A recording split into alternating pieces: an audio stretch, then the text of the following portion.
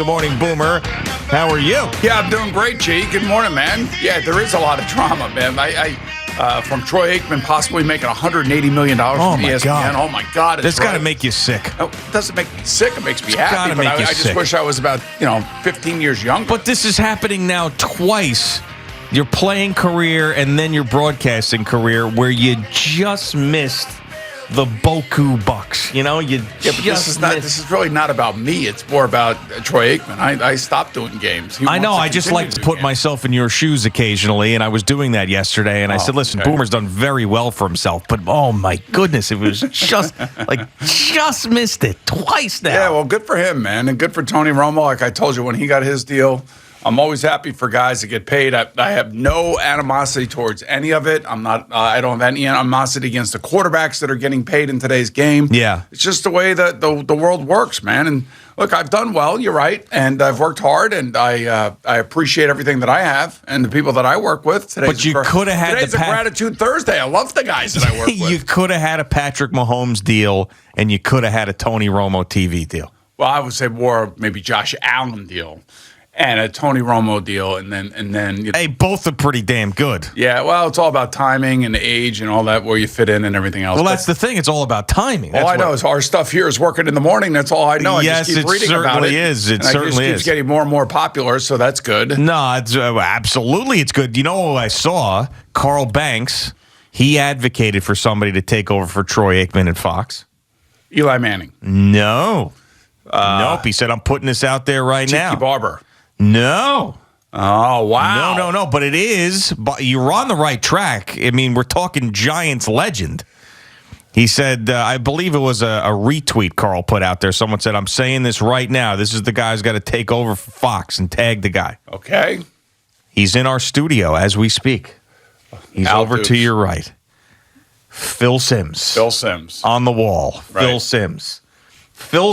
Yeah, I wonder if Phil wants to do it. I don't know if he would want to do it. Listen. Would he want to leave me on a Sunday? I don't think so, man. For $100 million, he would stiffly walk right out of the studio. How about this? For $100 million, they could have both of us. That'd be great, man, without a doubt. Yeah, that would be great. We'd have a lot of fun, man. The NFL on Fox, brought to you by Investors Bank. It would be like the B&E Manningcast or something, whatever the hell, the B&E cast or whatever. That'd be awesome. Or the B&S or the B&P. The BS. There it is. BP. BS with BS. Yeah, BS with BS, right. The two of you. Yeah, whatever. Yeah, no, but I just think it just goes to show you that, people are desperate. I don't know why. I personally thought that Greasy and Riddick and Levy were fine, and they were fine doing their game, especially with ESPN having the Manningcast. Yeah, I don't know why you would spend that much money on Troy Aikman when you're splitting the broadcast as it is, and the Manningcast is somewhat popular, and there's viewers going there as well. But, I mean, I guess... I know one thing. It pays to be a Dallas Cowboy quarterback, that's for sure. And Dak Prescott's the next one. But this, again, goes back to my initial comment after the Super Bowl. Yeah. Or maybe it was after, I think it was after the AFC Championship game when I came in here and we were talking about media and what's going to happen. And I basically said right here that John Lynch would be leaving the San Francisco 49ers. Oh, so you think that he could now be the partner for Joe Buck if Troy Aikman indeed leaves for Monday Night Football, which was reported by Andrew Marchand yesterday? Right. So I said that then, and I'll still stick with it. Now, they, of course, ran to John Lynch. People did because they heard what I had said. Mm-hmm. And he went and he answered, but the question by saying, I am committed to the San Francisco 49ers right now. Right now. You use the now term. It's all semantics. It's politics, semantics, and everything else. If he could get, let's say, Fox said, you know what, we'll give him $10 million a year for 5 years to be the lead announcer for Fox, believe me, he would go in a heartbeat. Oh, of course. I mean, the more I think about this, why wouldn't you? Any of these guys who are already accomplished in their playing careers or their coaching careers, I mean, you can make more money. If you are the top of the broadcasting world, you can make more money with about 10% of the work that you were doing. Like, think about it. And you have the entire year, half the year off. Oh, my goodness. Like, Sean Payton can go from grinding every single day, the combines, to free agency, to the draft, to mini camp, to bopping in either a studio or doing a couple of games and making just as much money, if not more. Yeah, the interesting thing about the ESPN Troy Aikman thing is Troy Aikman going to say, look, you can't have a Manningcast, or are you going to be able to have a Manningcast and have me? No, there's no way they're getting rid of that Manningcast. They love that thing. Well, I'm just telling you, like, what are you doing? I mean, well, do you think Troy Aikman really cares? I mean, as long as that check clears. Yeah, at the end of the day, we all have an ego. We all want to be, if we're going to take that job and we're going to be the man, we don't want to have any, odd, weird. But although the Manningcast was just extended too. Yeah. They just extended their deal as well. So ESPN's spending a lot of money, it looks like. I mean, it's just like a bottomless pit, some of these places. I guess it is. I don't know the finances of it all, especially with the amount of money that it costs for the rights to a lot of these sports that they have been paying. Well, yeah, that's the other part of it. So you got to pay through the nose to get the games on your network, and now you're paying broadcasters $180 million?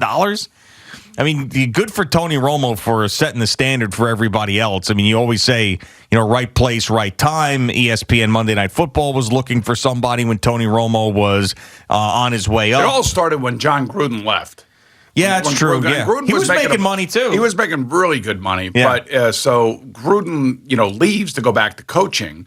And then all of a sudden that sets off a series of really bad decisions by ESPN. And then Tony Romo's contract comes up. He becomes a free agent, went right in the middle of ESPN looking for somebody. Yep, leverage. And then you have now the Amazon in the equation for Thursday nights. And, supposedly Al Michaels is going there. Whether that's true or not, who knows? Does he now go to ESPN and work with Troy Aikman on Monday Night Football and go back to Monday Night Football again?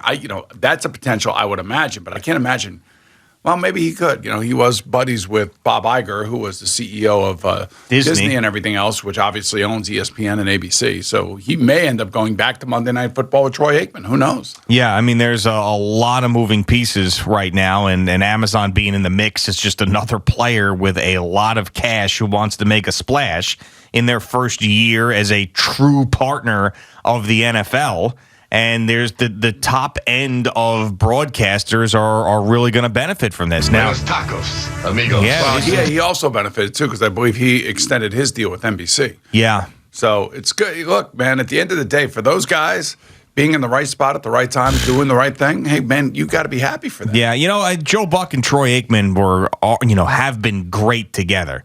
And the two of them kind of splitting, if everything goes the way that it's been reported, I mean, that's going to be a loss for NFL viewers. Well, yeah, it kind of sucks because those guys are very relaxed together. They have kind of a folksy style with each other, and they have honed that in over the years. But, it happened to John Madden, too. Yeah, of course. John Madden worked for pretty much every network. And And it always followed him wherever he went, whoever he worked with, realized that he was the star and let him do what he did and allowed him to be the personality that everybody really appreciated as a viewer because he was entertaining on top of everything. And I would say, I don't know. And again, watching all of these playoff games, it was amazing because the games were amazing. And I think as long as you had a competent announcing crew doing the games, I don't necessarily know that they brought any more viewers to the games. It's the games themselves that ultimately are the story and what people tune into, especially with all of this, gambling money now. But then I understand that the NFL loves to have a big game feel and a top broadcast, and when a network gets a Super Bowl, they want the best of the best broadcasting it. But I mean, really, outside of that. I mean, so I guess, it's winning the rights and getting the rights with the NFL and continuing those deals. And when you propose, like if you're CBS, you're like, look, we got Nance and Romo. If you're Fox, we had, Aikman and Buck, and that's as good as it gets. Like the NFL loves that stuff. But other than that, why so much money? It's about prestige. I also think that too. I think there's a common thread of prestige and quality broadcasting, and you want to be known as the best, and to have a Hall of Famer in your booth that's actually competent and really knows what he's talking about, to me is, that's something that's worth paying for. I don't necessarily know that I would pay $180 million for it, but, I don't run their business, and I'm not so sure, that they're looking or what they're looking at, especially in light of the Manningcast. I know. Like there's a double broadcast going on, and I'm sure that they're not doing it for free. I'm sure they're getting paid a lot of money. Believe me, there's a Manning rate. I have to say, I was thinking about this the other day. I think they're both making more money now not playing than they were when they were playing. Wow. That if you include the Caesars commercials, all the other stuff that Peyton does, the things that Eli now is getting involved in, he's also being paid by the Giants still. He's on the payroll. He's on the payroll there too as well. He's a part of our Investors Bank. That's right. So it is. Look, good for them. That's what it's all about. You have a successful career, and then you try to turn that into your second life, and that's exactly what they're doing. No, So if you think about, all right, so not only now ESPN and ABC, they don't even get a Super Bowl, do they? Yeah, they will. They will definitely. They will? Oh yeah, yes. So now we're going to have a rotation of 4? Bob, most likely. Because that's what I was going to say. You're going to spend all this money and not even have a Super Bowl? All this money on rights and then broadcasters and everything else and not even get a chance to broadcast the Super Bowl? Right. I'm also going to tell you that I do believe eventually that they're going to take a Super Bowl and put it in that Tottenham Hotspur Stadium. Really? It's owned by Shad Khan. Oh, man. I'm telling you, somewhere along the line here, I don't know when. I don't know if I'll still be here. You're talking, somewhere along the line. You're talking like 10, 20 years down the road? No, I don't. It could be even more closer than that. And the reason I say that is because, look, let's face it. The Super Bowl is a destination place. It's a destination kind of wedding place, if you will. But it's more about entertainment. And it's usually, I would say, 70% just kind of your NFL fan that is being, is brought there by their clients. Yeah. Who cares where it is? And here's the thing that would bother me about all of this. Because of the tax incentives for teams like, the Bengals, the Patriots, the Steelers, they keep the stadiums in their municipalities, and those municipalities foot in the bill for a lot of this. It would really tick me off as an American taxpayer that they were moving the Super Bowl to international soil. Yeah, I just hate it as an NFL fan. It doesn't feel right, but we'll see if that ends up happening. But I do believe it's going to happen because I believe that there's going to be an extra 50 or 60, maybe even $100 million paid to the NFL to bring the game over there. And of course, these NFL owners they want as much money as they possibly can get their hands on from all different angles, which is exactly what they should be doing. Do you have any interest in broadcasting games still? Do I? Yeah. Not really, no. No? Obviously, $180 million changes everybody. Well, like I told my agent last night, $100 million would change my mind pretty quickly. Yeah. No, I was wondering, I could sleep in. You throw, you'd have to continue to do this. Oh, don't do both? Yeah. Yeah, okay. Come on. Well, no. You did it for years. Hey, man, listen, I did 9 game time interviews over the last 2 days. Oh, did you? I'm exhausted. Well, there's going to be 4 new marquee teams, right? 4 new marquee broadcast teams. Let's see. Amazon, Fox, the new ESPN Monday Night Football. And the new NBC. Well, it's probably going to be Tirico and Collinsworth, right? Yeah. I don't know. Did they leave Tirico over in China? That guy was back and forth. He was in California, he was in China, California, back and forth. Then he's doing Notre Dame to Sunday Night Football. Right, that guy works. I was a little bit of an insane person working. Of course. But I think Kevin Harlan, Mike Tirico, how about Kenny Albert? Oh, my, well, it's another one. Yeah, I was watching the end of the St. John's game last night. Kevin Kugler was doing that game. Yeah. Did 7 straight college basketball games in different cities. But how great is that for him? I'm sure he loves it. Yeah, absolutely. Oh, but back to you. So, all right, Collinsworth's there, Romo's there. So you're talking about 3 spots, and now Michael's in one, so 2 spots. Yeah. So it's either Fox or ESPN. Well, no. Troy's going to go Troy's ESPN. Going to ESPN. Troy's going to ESPN. Collinsworth is at NBC. Yeah. Romo's at CBS. It's really Fox. Fox is the opening. Yeah. Fox is the opening. Does Fox go Sean Payton? And I'm telling you, they could go Sean Payton. They could also go Sean Payton and John Lynch. 2 of them. Yeah, put a 3-man booth in there. 3-man booth for the number 1 team? Yeah. Yeah, why not? I'm just telling you, John Lynch has a lot of cachet. Does he? Well, he's been a general manager of of a very successful football. Yeah, I know, but I don't know if the NFL fan is like, oh man, John Lynch is doing a game. Plus, he's a Hall of Famer. Plus, he was already a broadcaster, so he knows the mechanics of it all. He's the guy. Throw Aqib Talib in there as the number one guy and watch him just go off. Be great.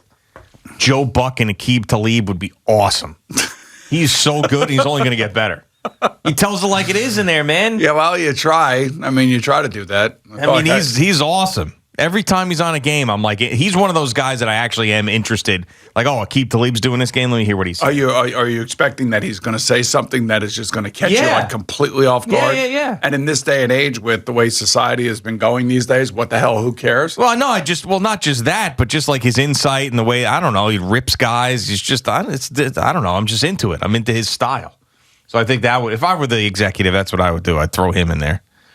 Or, but I mean, you're telling me you couldn't do Sunday football like, in the 4 p.m. window or the 1 p.m. window and then still do this after all the stuff you've done? I mean, with the Monday night craziness that you used to do. I was in my 40s and 50s. Now, I'm getting ready to turn 61. But I'm in the twilight of my career. You've you barely just set up the down. Zoom and the suite of whatever hotel you're in. Right, yeah. Where you go. I could probably work out like a 4-season suite in my contract. Yeah, right? take the net jets back and of course, right? Yeah, I could probably work it all out. Depends on which network you work for, though. Yeah, some are tighter than others.